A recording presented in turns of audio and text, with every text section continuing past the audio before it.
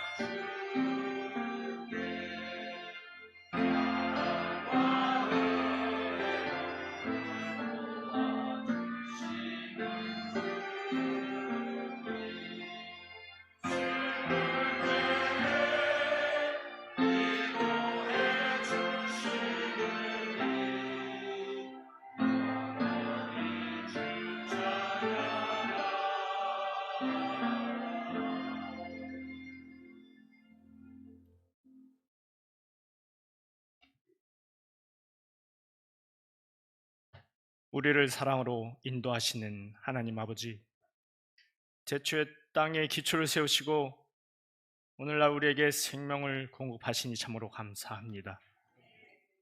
이 안식일 기억하여 주의 전에 나와 경배와 찬양을 들을 수 있게 인도하시니 또한 감사합니다.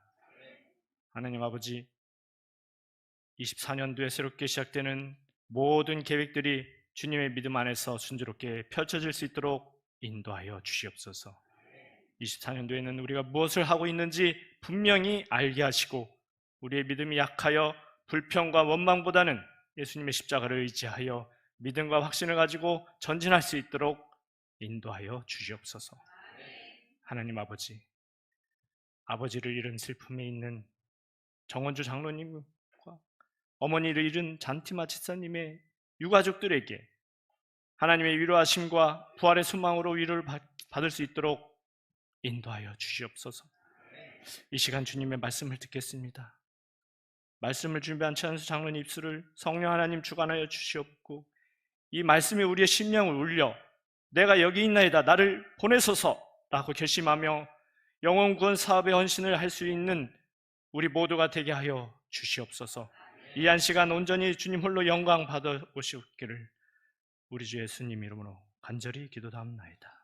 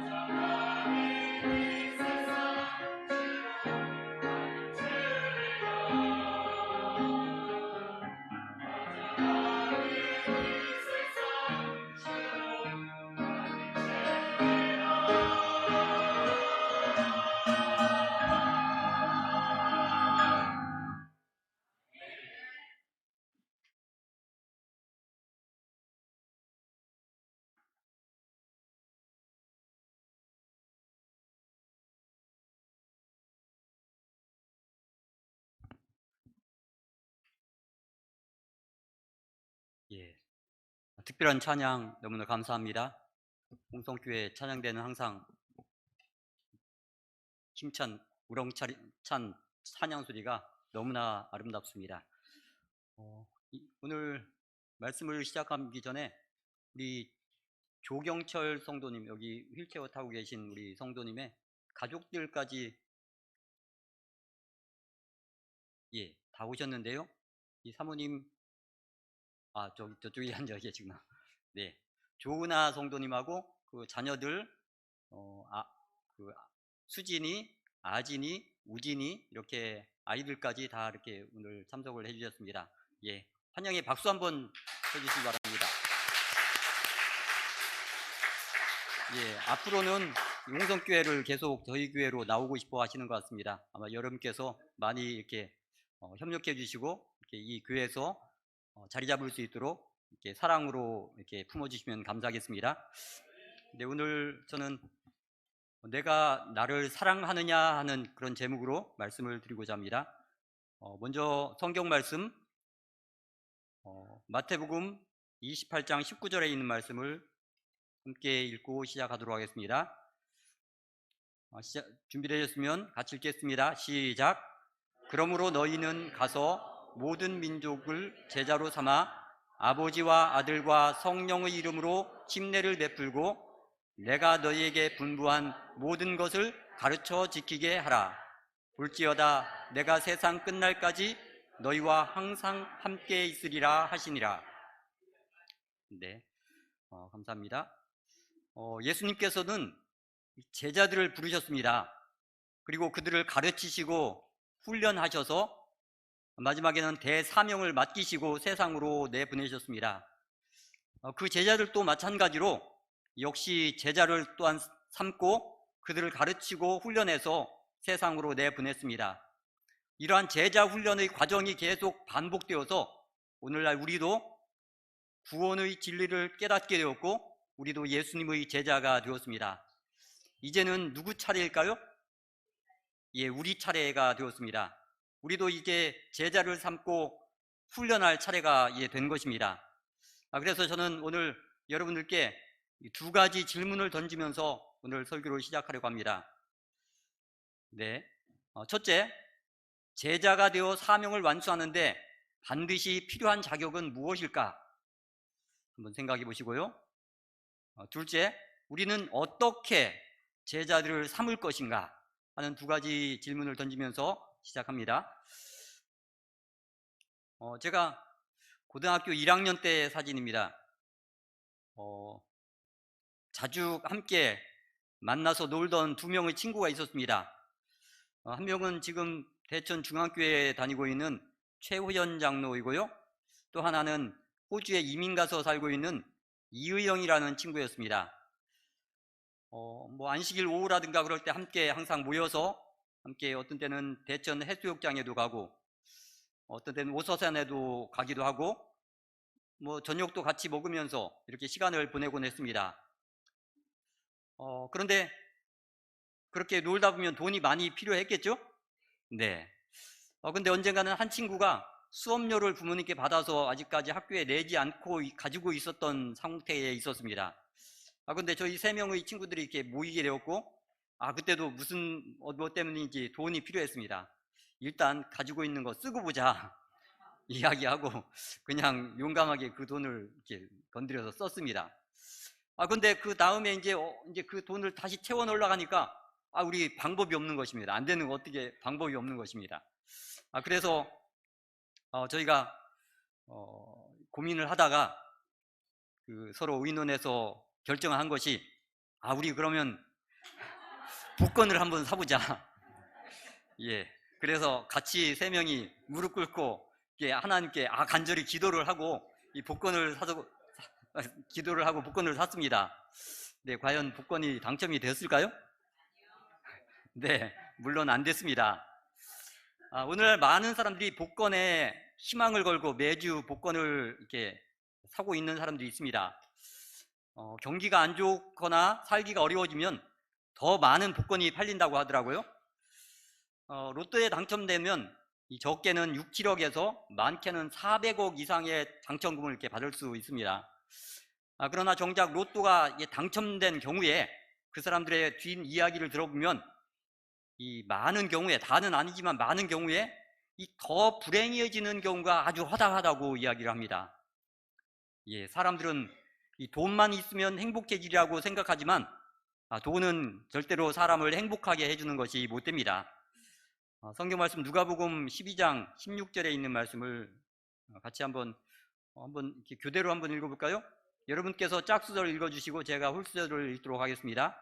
글씨가 조금 작긴 한데 한번 좀 이렇게 집중해서 한번 읽어주시기 바랍니다. 여러분께서 먼저 한번 읽어주십시오. 시작.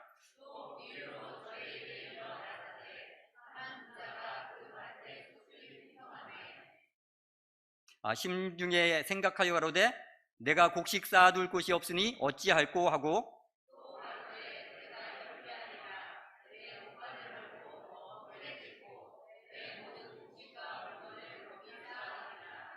또 내가 내 영혼에게 이르되 영혼아 여러 해 쓸 물건을 많이 쌓아두었으니 평안히 쉬고 먹고 마시고 즐거워하자 하리라 하되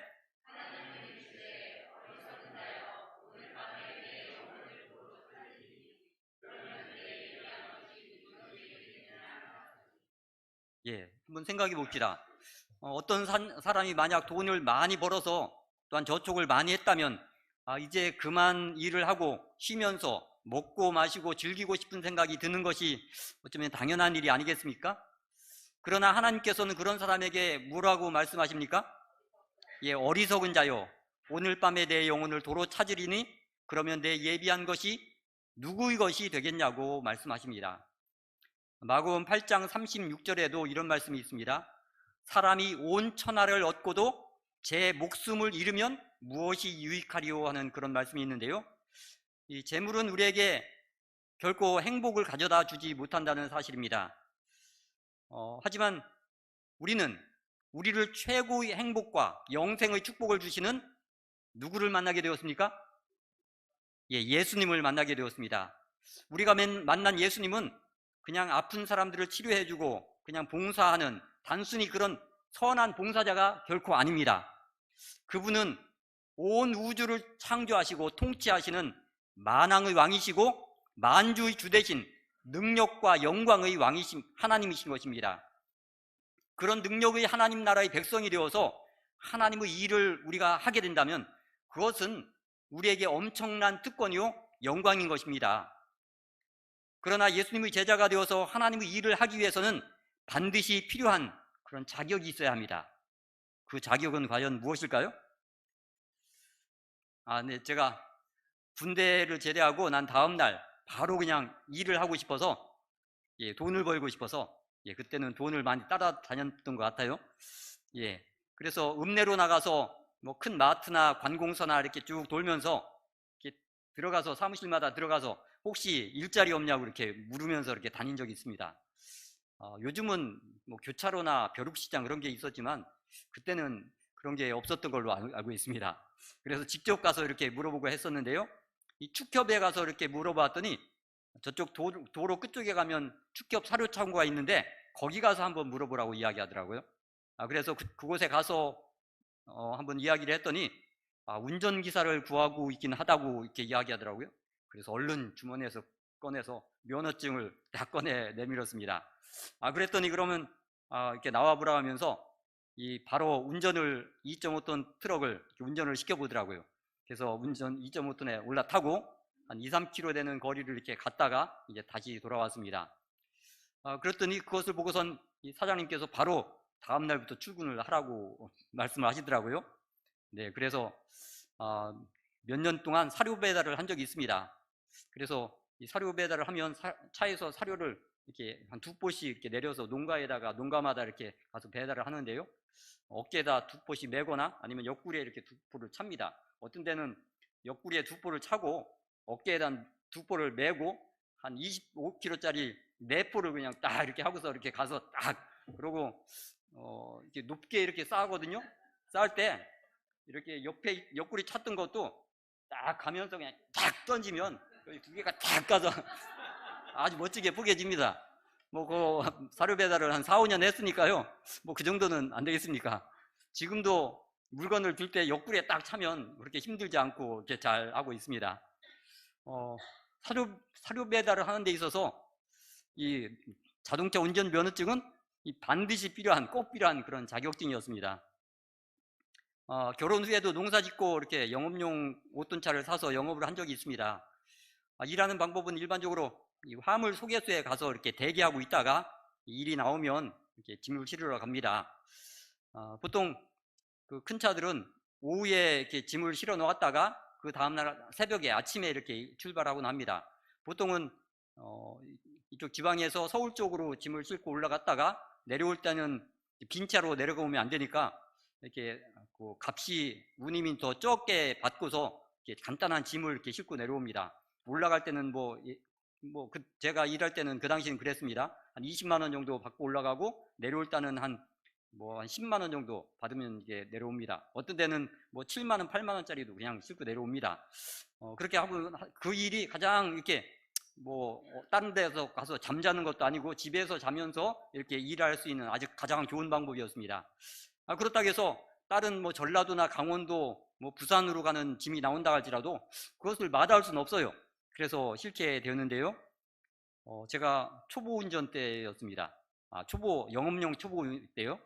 예, 영업용 차를 시작한 지 얼마 안 됐을 때, 즉 경험이 별로 없던 때였죠.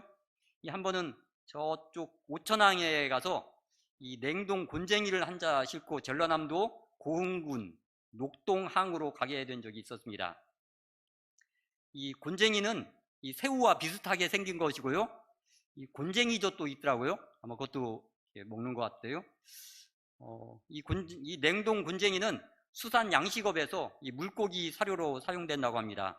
이 냉동 곤쟁이를 한 차를 실었는데요. 얼마나 많이 실었는지, 저는 이게 몇 톤인지 얼만큼 실었는지 압니까? 초보가 알 리가 없죠. 그냥 실어주는 대로 그냥 가만히 그냥 기다리고 있다가 실어주니까 이제 나왔는데, 차를 운전해 보니까 이거 차가 잘 안 나가요. 얼마나 많이 실었는데 아마 한 15톤 이상, 5톤 차에다가 15톤 이상을 실은 것 같습니다. 그래서 차도 잘 안 나가고, 그래서 그 다음날 보통 새벽에 출발해도 되는데, 이 초보자가 이게 그렇게 할 수 있습니까? 그냥 물건 싣고서 바로 4시 그때 좀 넘었던 것 같은데, 바로 출발을 했습니다. 그래서 차에 실린 곤쟁이가 이렇게 너무 무겁기 때문에 운전하기가 되게 힘들어요. 그래서 오르막길이나 내리막길, 구부러진 곳, 그런 곳을 가려면 너무 힘들더라고요. 그래도 저 순천까지는 그래도 길이 좀 좋아서 그래도 잘 갔습니다. 근데 이제 이 순천에서 이 녹동항까지 가는 길, 그 길은 지금은 꽤 좋아졌어요. 지금은 좋아진 것 같은데요. 그때 한 20년 전만 해도 그때 길이 좁고 꼬불꼬불한 그 길이 얼마나 꼬불거리는지 빨리 달리지도 못하고 천천히 가야 이렇게 했겠죠. 그때는 내비게이션도 없고 지도책을 이렇게 보면서 길을 찾아서 가는데요. 이게 밤은 이제 깊어지고 이제 이 길이 어떤 길은 이 길이 맞는지 틀리는지도 잘 모르겠고 그러는 이 불안한 가운데서 이 무거운 걸 싣고 가긴 가야 되고 하면서 이 끝도 나오지 않는 길을 그냥 밤새도록 그냥 갔던 적이 있습니다. 아마 출발해서 한 8시간, 9시간은 걸려서 아마 도착을 한 것 같습니다. 예, 그날 얼마나 고생하고 갔던지 지금 그때 생각만 해도 그냥 끔찍합니다. 네. 영업용 화물차를 하면서 또 하나의 애로점은 이 안식일을 지키기가 조금 어렵다는 거였습니다. 이 목요일 오후에 이렇게 짐을 실으면 그래도 다행인데 혹시 짐이 없을 때도 있고 그럼 금요일 날 실어야 되면 이 안식일하고 이렇게 맞물려서 이렇게 하기 때문에 이 금요일 날은 실을 수도 없고 여러 가지로 안식일 지키기가 아주 어렵더라고요. 그 다음에 또 짐이 어떤 짐은 서울 갔다 금방 오는 게 아니고 멀리 가면은 또 자고 와야 되는 경우도 있고 한데 이 부산도 꽤 많이 다녔습니다. 부산에 가면 충청도 복사라고 있어서 거기 이제 가서 잠도 자고 또 짐 받아서 오기도 하고 이제 그런 일도 했었는데요. 그래서 안식일 지키기가 너무 어려웠었는데 지금 제가 하는 일은 안식일도 지키기가 아주 좋고 또한 얼마나 일이 편하고 좋은지 모르겠습니다. 다 아시겠지만 저는 현재 이 내프에 있는 효성 해링턴 플레이스 아파트 관리사무소에서 관리과장으로 일하고 있습니다. 이 아파트 관리과장으로 일하는데도 이 자격증이 필요했습니다. 필요한 자격증은 바로 이 전기기사 자격증인데요.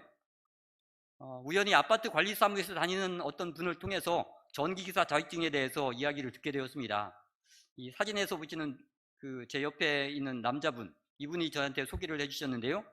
이 전기기사 자격증을 따게 되면 아파트 관리 사무소에서 관리과장을 할 수 있고, 또한 일도 쉽고, 월요일부터 금요일까지 5일 근무만 하고, 또한 9시부터 6시까지 일이 딱딱 끝나고, 또한 공휴일도 모두 쉴 수 있고, 이런 이야기를 들으니까 야, 이거 하면은 안식일 지키는 것도 기가 막히겠고 일도 쉬우니까 너무 좋다. 그래서 마음에 쏙 들었습니다.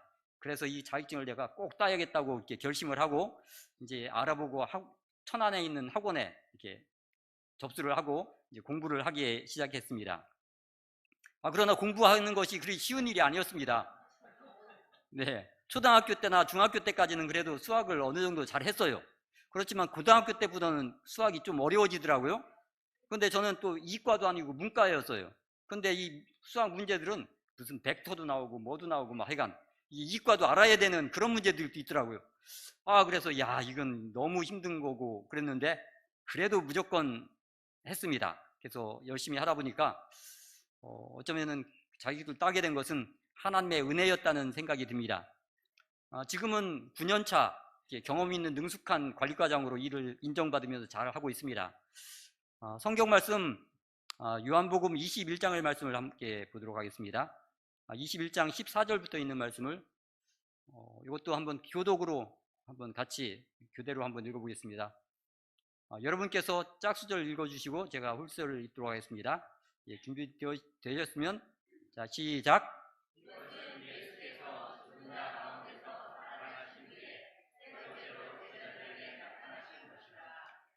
그들이 조반 먹은 후에 예수께서 시몬 베드로에게 이르시되 요한의 아들 시몬아 내가 이 사람들보다 나를 더 사랑하느냐 하시니 이르되 주님 그러하나이다. 내가 주님을 사랑하는 줄 주님께서 아시나이다. 이르시되 내 어린 양을 먹이라 하시고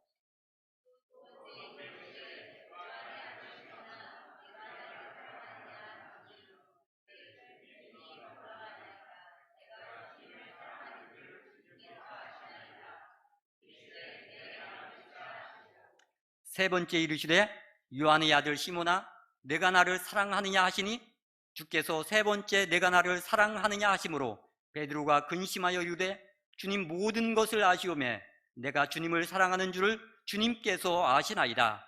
예수께서 이르시되 내 양을 먹이라.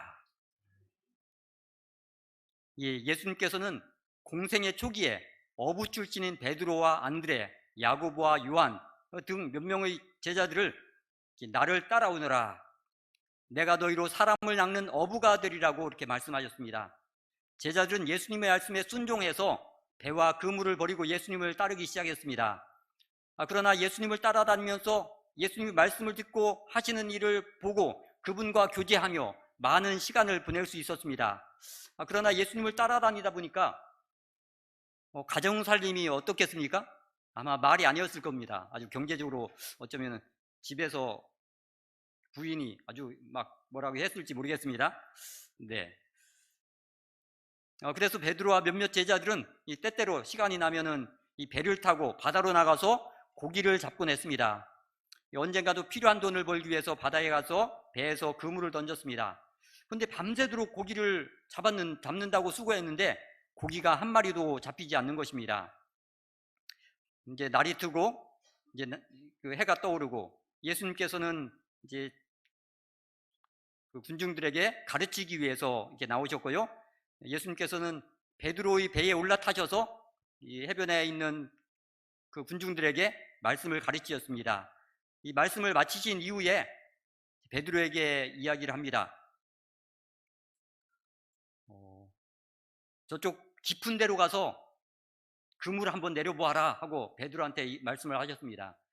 베드로는 자기가 어부고 그리고 한낮에 이 고기를 잡는다는 것은 말이 안 되는 얘기라고 생각했지만 그래도 순종하는 마음으로 한번 깊은 데 가서 이 그물을 내려보았습니다. 그랬더니 한번 이렇게 고기를 잡으니까 거기에 그물이 어때요? 엄청나게 많은 그 고기가 그물에 잡힌 것입니다. 그래서 베드로가 생각할 때 내가 큰 죄인이구나. 자신의 너무나 믿음 없음을 이렇게 보게 되면서 예수님 앞에 가서 엎드리면서 다시 예수님께 더욱더 앞으로 나가는 그런 경험이 있었습니다. 오늘 요한복음에서 읽었던 그 말씀, 그 내용도 이 내용은 예수님께서 부활하신 이후에 있었던 일이고요. 이때에도 제자들에게는 이 먹을 것과 입을 것이 필요한 상태였습니다. 아마 예수님이 십자가에 달려 돌아가시면서 좀 실망도 많이 했었고요. 그런 상태로 이렇게 있었는데, 그래도 먹을 것이 필요하고 입을 것이 필요했기 때문에 이제 바다로 가겠다는 생각을 했습니다. 이 하룻밤에만 고기를 잘 잡아도 이 필요한 것들을 다 해결할 수가 있었습니다. 그래서 베드로가 먼저 말을 합니다. 나는 고기를 잡으러 가야겠어 하고 제자들한테 이야기했더니 다른 제자들도 그럼 나도 가지, 나도 갈 거예요 하면서 같이 이렇게 따라 나서서 한 7명의 제자들이 함께 이제 바다에 나가서 고기를 잡게 되었습니다. 근데 평소에는 잘 잡히던 고기가 왜 그날따라 또 한 마리도 안 잡히는 것일까요?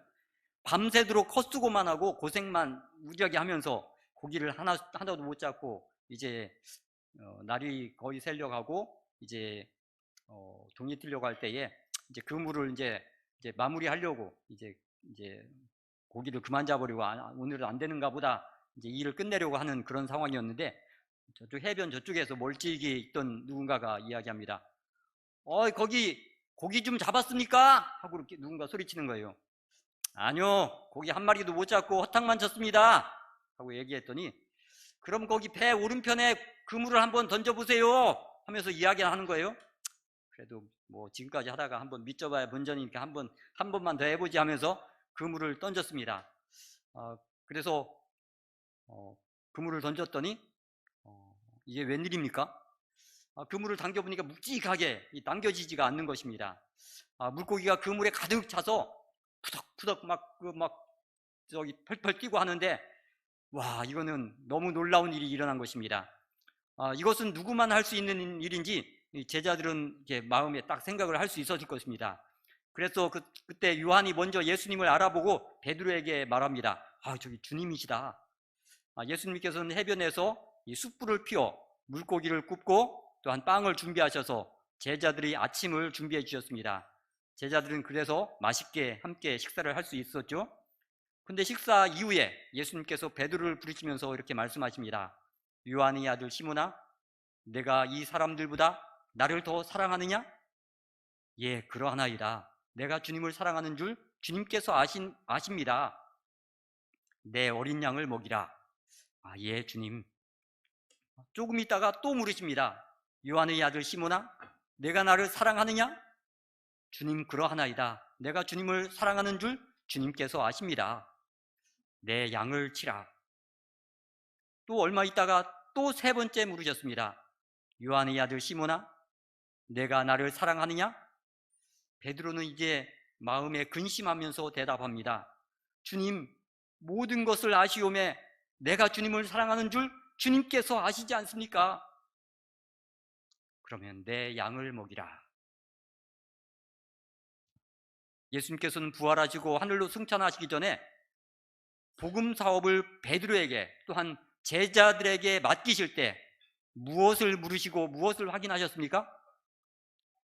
내가 나를 사랑하느냐 하시면서 예수님을 사랑하는지를 물으셨습니다. 예수님의 십자가 희생을 통한 구원의 진리를 깨닫고 예수님을 믿는 우리에게도 오늘 하나님의 사업을 맡기시기 위해서 우리를 부르시면서 물으십니다. 여러분들 이름 부르시면서 아마 물으실 것 같아요. 현수야, 내가 나를 사랑하느냐? 네, 예수님을 향한 진정한 사랑이 있다면 그 사람은 예수님의 제자로서 하나님의 사업에서 일할 수 있는 자격이 있는 것입니다. 다른 자격은 아무것도 필요 없습니다. 오직 한 가지, 내가 예수님을 사랑하는가 하는 바로 그것입니다. 하나님께서 구약 성경 전체를 통틀어서 우리들에게 가장 크게 요구하는 것이 있다면 과연 그것이 무엇일까요? 네, 아마도 저는 신명기 6장 5절의 말씀이 아닐까 싶습니다. 어떤 말씀인지 한번 살펴볼까요? 네, 같이 한번 읽어보겠습니다. 시작. 이스라엘아 들으라. 우리 하나님 여호와는 오직 유일한 여호와이시니 너는 마음을 다하고 뜻을 다하고 힘을 다하여 내 하나님 여호와를 사랑하라. 네, 예수님을 믿는 사람들로서 가장 중요한 것은 하나님을 온 마음을 다하고 뜻을 다하고 힘을 다하여 사랑하고 또한 그 사랑의 관계를 계속적으로 유지하는 것입니다. 요한복음 15장에도 말씀하시기를 나는 포도나무요 너희는 가지라. 그가 내 안에 내가 그 안에 거하면 사람이 열매를 많이 맺나니 나를 떠나서는 너희가 아무것도 할 수 없음이라고 말씀하셨습니다. 이 포도나무가 원줄기에 붙어 있을 때 이 수분과 영양분을 공급받아서 열매를 잘 맺을 수 있는 것과 마찬가지로 우리도 예수님과의 사랑의 관계를 유지하고 있을 때에만 다른 사람과 이웃들을 사랑할 수가 있는 것입니다. 또한 하나님의 사업의 일꾼으로 일할 수 있는 그런 자격이 생기는 것입니다. 하나님을 사랑하지 않는 사람도 교회에 다니면서 이 교회의 일을 할 수도 있겠습니까? 예, 그렇게 할 수도 있습니다. 예, 그런 경우에는 어떻게 될까요? 아마 그런 경우에 마태복음 7장 21절에 그런 경우가 나오지 않나 싶습니다. 한번 보겠습니다. 같이 한번 읽어보겠습니다. 시작. 나더러 주여 주여 하는 자마다 다 천국에 들어갈 것이 아니요 다만 하늘에 계신 내 아버지의 뜻대로 행하는 자라야 들어가리라. 그날에 많은 사람이 나더러 이르되 주여 주여 우리가 주 이름으로 선지자 노릇하며 주 이름으로 귀신을 쫓아내며 주 이름으로 많은 권능을 행하지 아니하였나이까 하리니 그때에 내가 그들에게 밝히 말하되 내가 너희를 도무지 알지 못하니 불법을 행하는 자들아 내게서 떠나가라 하리라. 네, 하나님을 사랑하지 않는 사람은 하나님의 일을 한다고는 하지만 모든 것을 하나님의 뜻대로가 아니라 자기의 뜻대로 또 자기 마음대로 하게 될 수가 있습니다. 하나님께서 영광을 받으셔야 할 것을 자신이 그 영광을 차지할 수도 있습니다. 하나님의 사업을 내 마음대로 해서는 결코 안 되고 하나님의 사업은 하나님의 뜻대로 해야 되는 것입니다. 우리가 예수님을 진정으로 사랑해서 늘 그분의 말씀을 읽고 기도하며 매일 매 순간 그분의 음성에 귀를 기울이는 그런 순종하는 사람이 될 때에, 즉 성령 충만한 사람이 될 때에 교회를 위해서 봉사하고 헌신적으로 일할 때 그것이 바로 하나님께서 받으신 바 되는 인정받는 그러한 봉사가 될 것이라고 저는 확신합니다. 그래서 여러분들도 하나님과의 그런 사랑의 관계를 확실히 하기 위해서 하나님의 뜻에 순종하는 사람이 되기 위해서 아침마다 하나님의 말씀을 보면서 기도하는 여러분이 되었으면 좋겠습니다. 이번 1월달 교회지남의 표지에 제자훈련을 잘하고 있는 이 서울에 있는 별내교회의 소그룹 모습이 이렇게 소개되었습니다. 그런데 여기 이 테이블 위에 있는 이 교재를 보니까 저희가 작년에 이렇게 선교회에서 이렇게 했던 평신도 선교 훈련 교재, 이 새마음 새용 전도법, 이 교재가 있더라고요. 저도 이렇게 보고서 놀랐습니다. 그래서 그 다음에 교회 지남을 몇 장을 이렇게 넘겨보면 연중 기획으로 양육하는 교회, 제자화된 성도라는 제목의 글이 이렇게 실렸는데요. 첫 번째로 대충에는 왜 지금 제자훈련을 다시 강조하나라는 이 제목의 칼럼이 이렇게 나와 있습니다. 내용을 살펴보면은 2023년 10월에 미국 실버 스프링에서 열린 대충의 연례행정위원회에서 이 자료 통계 연구사무소 소장인 데이비드 트림 박사는 꽤 충격적인 보고서를 내놓았는데요. 그 내용은 1965년부터 2021년까지 56년 동안 전 세계에서 4,222만 4,215명, 이 4,200만 명이 침례를 받게 되었고요. 그래서 재림교인이 되었습니다. 그러나 안타깝게도 그 중에 무려 42%나 되는 1,757만 4,544명이 교회를 떠났다는 그러한 이게 내용이었습니다. 한마디로 말하면 10명 중에 4명은 침례받고 교회에 왔다가 다시 교회를 빠져나간다는 사실이에요. 그래서 이거는 큰 문제라고 생각이 되지 않습니까? 그래서 어떻게 하면 새 신자들이 교회에 안정적으로 잘 정착할 수 있을 것인가 하는 그런 과제를 갖게 되었고, 그 해결책으로 예수 그리스도의 명령에 따라 모든 민족을 제자로 삼아 가르쳐 지키게 하는 것이 필요하다는 결론에 이르게 되었습니다. 그래서 대통령회가 2024년 세계 교회의 주요 사업 가운데 하나로 제자 훈련을 제시한 것입니다. 이 연례행정위원회의 지도력 교육 개발 컨퍼런스에서도 대통령회는 제자 훈련을 최우선으로 강조했습니다. 왼쪽 아래에 교회 증언의 말씀도 적혀 있는 것을 보면요, 이 지상의 하나님의 사업은 우리 교회의 교인으로 구성된 남녀가 함께 동원되어 자신들의 노력을 목사들과 교회 직원들로 더불어 결합하기 전에는 결코 맞춰질 수 없다라는 증언의 말씀도 이렇게 실려 있더라고요.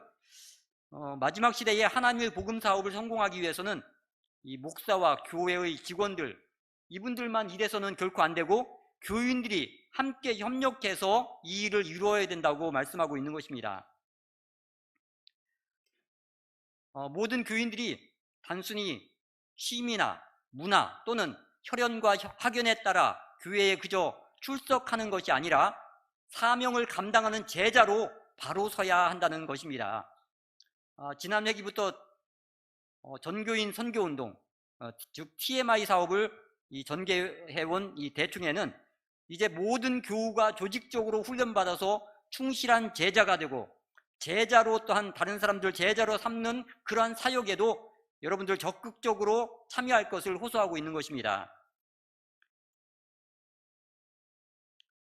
지난번에 만나 뵀던 우리 북아태주의 선교부장님이신 김건 목사님은 만약 제자 훈련이 훈련 자체에만 목적이 있고 영혼을 구원하는 사역을 감당하지 못한다면 그것은 교육 이상의 아무런 의미가 없다라고 이렇게 말씀하시면서 제자 훈련을 통해서 하나님의 진정한 일꾼으로 거듭나는 사람은 또 다른 사람을 그리스도의 제자로 인도하는 기본적인 사역뿐 아니라 그리스도인이 반드시 깨달아야 하는 알을 나눌 수 있는 성경 교사나 그리스도인이 반드시 보여줘야 하는 삶을 나누는 소그룹 리더로 봉사해야 한다고 이렇게 강조하고 있습니다. 다시 쉽게 말씀드린다면 제자 훈련은 전 교인이 해야 되고, 교육 훈련으로만 그친다면 아무런 의미가 없고 선교적인 그러한 사역으로 반드시 이용되어야 된다고 말씀하고 있는 것입니다. 또한 모든 교인들은 처음에는 배우는 제자에서 나중에는 가르치는 리더의 제자로 성장해야 한다는 것을 강조하고 있는 것입니다. 김건 목사님은 또 이런 이런 이야기도 해요. 내가 돌볼 양이 없다면 나는 아무리 교회를 다니는 횟수가 길어도 늙은 양이지만 내가 돌볼 양이 있다면 나는 아무리 교회를 다니는 횟수가 짧아도 젊은 목자다 하는 그런 이야기를 하고 있는 것 같아요. 이게 보면은 내가 진짜 누군가를 돌보지 않는 그런 사람이라면 내가 교회를 아무리 오래 다녔다 할지라도 항상 양으로만 돌봄을 받아야 하는 양으로만 머물러 있을 수가 있다는 사실이죠. 우리는 교회를 오래 다니고 하면은 다른 사람에게 리더할 수 있는 어떤 목자의 그런 자격으로서 다른 사람을 이렇게 끌어줄 수 있는 그런 사람이 되어야지, 평생 동안 신앙을 하고도 항상 양으로만 남아 있으면 되겠습니까? 그거는 하나님께서 바라시는 것이 아니고 그것은 성장하는 그리스도인 하나님께서 우리에게 바라시는 그런 모습이 결코 아니라고 생각이 됩니다. 저는 또한 제자로 삼을 구도자를 확보하기 위해서도 항상 기회가 날 때마다 이렇게 노력을 하고 있는데요. 경험을 한번 이렇게 말씀드리면 지난 12월 31일 날 일요일 오후에 사진에 보이는 이 옷가게에 옷을 사러 간 적이 있습니다. 이 옷가게의 이름은 페이지 플린이고요, 홍성 명동거리에 위치하고 있습니다. 왜 갔을까요? 물론 이 옷가게 사장님을 구도자로 삼고 싶어서 이렇게 간 것이죠. 아직 2번밖에 만나지 못했습니다. 이 첫 번째로 만난 것은 제가 근무하는 효성아파트에서 이 민원 처리하는 일 때문에 잠깐 세대를 방문하게 되었는데요. 이 107동 601호에 이렇게 갔다가 만나게 되었습니다.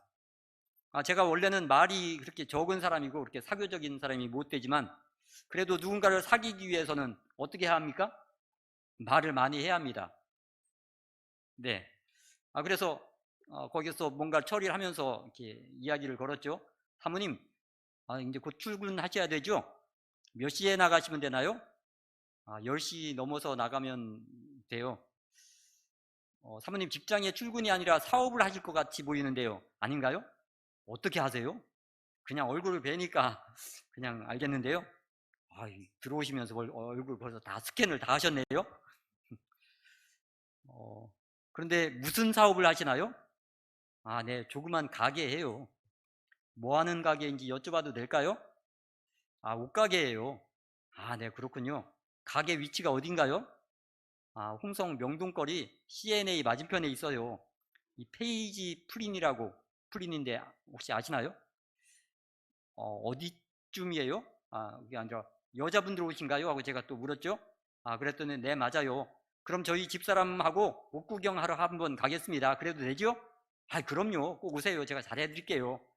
네, 그렇게 해서 옷가게에 가게 된 것입니다. 근데 저 집사람만 데리고 간 것이 아니고 이 선교회 임원들이 그때 뭔가 이렇게 회의한다고 모였다가 같이 가자고 해서 같이 쭉 해서 여러분들이 함께 이렇게 가게 됐습니다. 그랬더니 그분이 약간 당황하시더라고요. 나는 온다 가더니 진짜 올 줄 몰랐다면서 이제 이렇게 약간 하면서 그곳에서 이지아 집사님도 전에 한번 옷을 한번 입고 오시고 저희 집사람도 한번 입었는데 그 옷을 이렇게 거기서 사서 이제 박상욱 집사님도 치마도 한 개 샀던가요? 이렇게 하고서 온 적이 있습니다. 아마 이런 일상적인 대화 그런 것들은 저보다 여러분들이 훨씬 더 잘 하시리라고 생각이 됩니다. 그렇죠? 아마 여러분들이 어쩌면 저보다 할 줄을 모르는 게 아니고 어쩌면 안 하고 계시리라고 생각이 됩니다. 그러나 우리는 먼저 입을 열고 말을 건네지 않으면 안 됩니다. 왜냐하면 다른 사람이 먼저 우리에게 말을 건네고 사귀게 되는 일은 아주 쉽습니까? 그건 극히 드문 일입니다. 그러므로 우리가 먼저 인사하고 먼저 말을 건네고 또한 우리가 먼저 사교적인 사람이 되어서 그렇게 우리가 해야 되지 않겠습니까? 이 많은 사람을 사귀게 되면 그 중에 분명히 구도자가 생기게 됩니다. 그래서 우리는 어느 정도 사귐을 가진 다음에 그들에게 이제 저희가 할 수 있는 것은 뭐죠? 새마음 새용 전도법으로 이렇게 배운 그 내용을 가지고 이렇게 멘트를 이렇게 날리면서 이렇게 성경을 이렇게 펼 수 있는 그런 이렇게 장을 만들어서 그분들한테 성경을 펴서 이렇게 보여주면서 읽어드리고 하면서 그런 작업을 하는 것입니다. 그러나 그분들이 완강하게 거부를 하고 성경 싫다 완강하게 하면은 그분들의 의사를 존중해서 우리는 물러나오면 되는 것이고, 그러나 그분들이 그것을 좋게 받아들이고 이렇게 받아들이는 사람도 있습니까? 없습니까? 예, 있습니다. 그래서 오늘 어떻게 김용장 반장님 이거 와 계시네. 예, 예, 와 계신데요. 예, 장순영 반장님은 서울에 이렇게 집안 경사가 있어서 가셔야 된다면서 오늘 안타까워하셨고요. 오늘 대표로 두 분 중에 대표를 이렇게 와주셨고요. 예, 감사합니다.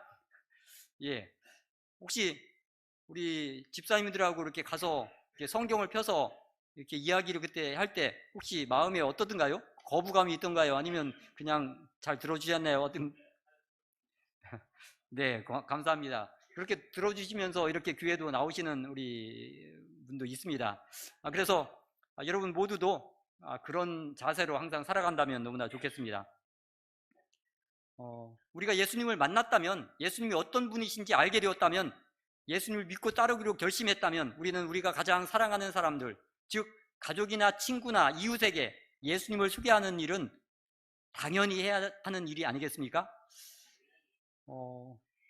다른 사람에게 예수님을 소개하는 일, 이것은 뭐 어른들만 하는 일도 아니고요, 어린이로부터 어른에 이르기까지 누구든지 할 수 있는 일이고요, 반드시 또한 해야 하는 일입니다. 이 친구와 이웃을 방문하는 일 50대 이상만 하면 안 돼요. 그래도 우리 교회는 이 어린이들이나 학생, 청년들이 꽤 많이 있습니다. 예, 젊은 분들도 많이 있고요. 그렇지만 요즘 대부분의 교회들에는 거의 구성원들이 대부분 50대, 60대, 70대, 50대도 잘 없어요. 60대, 70대, 80대 그런 연세 드신 분들이 이게 주류를 이루고 있습니다. 이렇게 되면 교회의 미래가 있겠습니까? 희망이 없어집니다. 어린이를 그럼 예수님께 또는 교회로 인도하는데 가장 적합한 사람은 과연 누구겠습니까? 할머니나 어른이겠습니까? 아닙니다. 어린이입니다. 바로 어린이가 어린이를, 또한 학생이 학생을, 청년이 청년을, 장년이 장년을, 노년이 노년을 인도해야 합니다. 그러므로 영혼을 예수님께 인도하는 일은 전 교인이 해야 하는 일입니다. 좀 더 효과적으로 예수님을 소개하기 위해서는 제자 훈련에 참여할 수도 있는 것이죠. 제 인생을 되돌아보면 갖가지 어려움과 큰 위기들이 있었습니다. 저희 아내와 저 부부 사이가 좋을 것 같아 보이죠? 그러나 한때는 이 부부싸움도 많이 하고 헤어지기 바로 직전까지 간 적도 있었습니다. 왜 안 믿어지시나요? 정말입니다.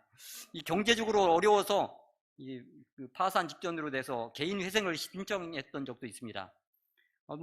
집사람이 운전하다가 졸아서 교통사고로 죽을 뻔한 적도 있습니다.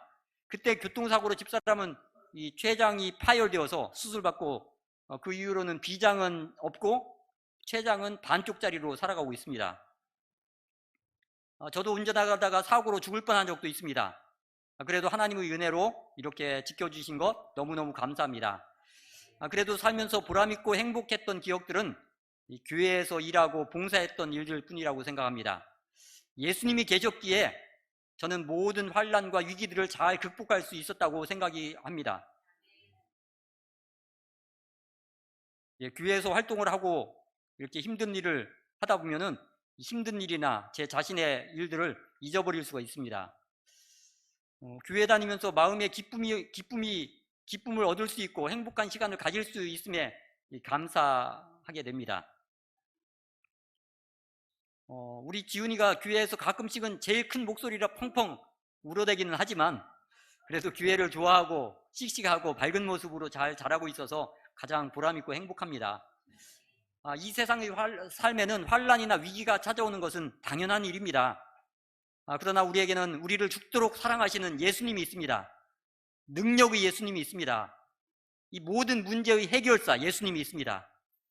그래서 예수님의 이름을 부르면서 기도할 수 있음에 감사하시기 바랍니다. 영혼 구원 사업을 하게 되면 기도하지 않을 수가 없어요. 그러므로 간절히 기도하는 가운데 나 자신이 믿음 안에 굳게 바로 서는 것입니다. 내가 진정한 예수님의 제자가 되는 것입니다. 진정한 예수님의 제자가 되어서 예수님을 존경하면서 예수님을 따라 하나님의 선교사가 되기 위한 자격은 무엇이라고 말씀드렸죠? 하나님을 진정으로 온 마음과 뜻을 다하여 사랑하고 하나님과 사랑의 관계를 유지하는 것이라고 말씀드렸습니다. 또한 우리가 다른 사람을 제자로 삼기 위해서는 다른 사람에게 어떻게 해야 된다고요? 먼저 말을 건네고 친절하게 대하면서 더 나아가 예수님을 소개해야 합니다. 우리가 사역팀을 구성해서 활동하는 것도 중요하지만 가장 기본적으로 제자 훈련이야말로 나를 살리는 길이요 다른 사람을 구원하는 길이요 더 나아가 홍성교회를 부흥시키는 길이라고 저는 확신합니다. 저를 포함해 홍성교회 선교회에서는 이러한 일들을 하는데 도움을 드리려고 모든 노력을 기울일 것입니다. 모든 성도님들께서 홍성교회 선교사업에 적극적으로 협력해 주시기를 부탁드립니다. 처음에 읽었던 성경 말씀 마태복음 28장 19절 같이 읽고 오늘 말씀을 마치겠습니다. 시작. 그러므로 너희는 가서 모든 민족을 제자로 삼아 아버지와 아들과 성령의 이름으로 침례를 베풀고 내가 너희에게 분부한 모든 것을 가르쳐 지키게 하라. 볼지어다 내가 세상 끝날까지 너희와 항상 함께 있으리라 하시니라. 감사합니다.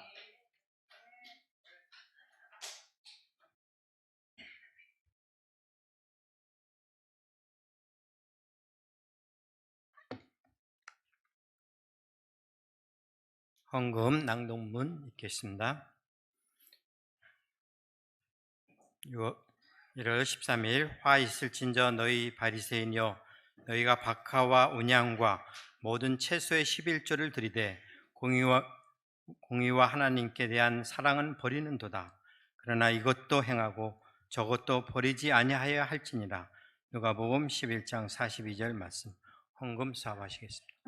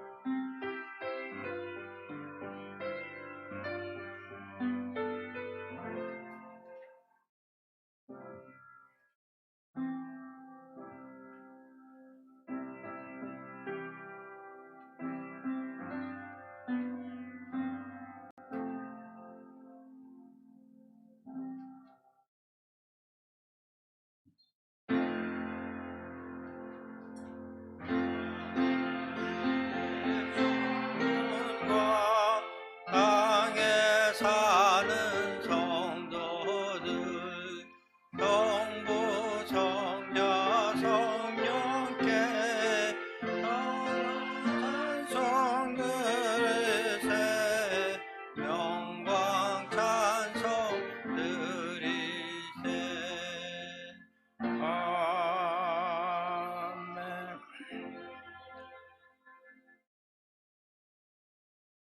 사랑의 하늘 아버지, 귀한 안식일 축복으로 인도해 주셔서 감사합니다. 아름다운 교회와 하나님의 귀한 사랑을 체험한 성도들을 있게 해주셔서 감사합니다. 하나님께 기쁨과 감사로 드린 각종 헌금에 축복해 주시고 하나님의 귀한 성업에 선용될 수 있도록 이끌어 주시옵소서. 출타에 사경 중인 담임 목사님께도 함께 해주시고 특별히 말씀을 통해서 선교회 모든 임원뿐만 아니라 모든 전 교인들이 하나님께 열심을 다해 드릴 수 있는 그런 모든 성도들 되도록 이끌어 주시옵소서.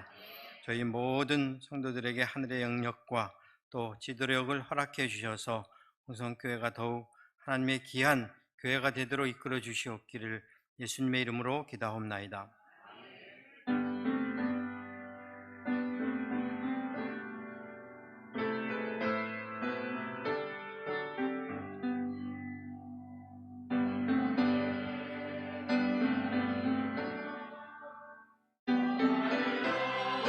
말들이 새천사 공중에 힘차게 날아가는 그날부터 주의 중보 마치고 만왕의 왕 오실 그때까지 새천사여 날개를 펼쳐라. 새천사여 날개를 펼쳐라. 이 하늘에서 저 하늘로 새천사여 날개를 펼쳐라. 기별 속기 전하라. 영광의 그날이 오면 온 세상 더욱 빛나리. 영원한 복음이 담대히 외쳐지는 그날부터 주의 심판 끝나고 만주의 주 오실 그때까지 성도들아 복음을 전하라. 성도들아 복음을 전하라. 이 마을에서 저 마을로 성도들아 복음을 전하라. 복음 속히 전하라. 영광의 그날이 오면 온천지 더욱 환하리. 인치는 천사의 사명이 이루어지는 그날부터 주의 백성 구하러 영광의 왕 오실 그때까지 남은 자여 창조주 전하라. 남은 자여 창조주 전하라. 이 나라에서 저 나라로 남은 자여 창조주 전하라. 기별 속히 전하라.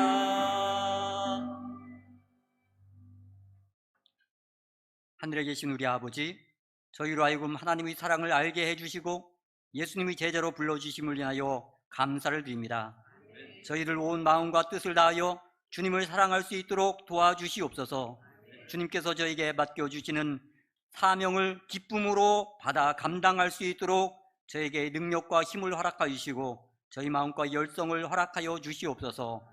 예수님의 이름으로 기도드리옵나이다. 아멘.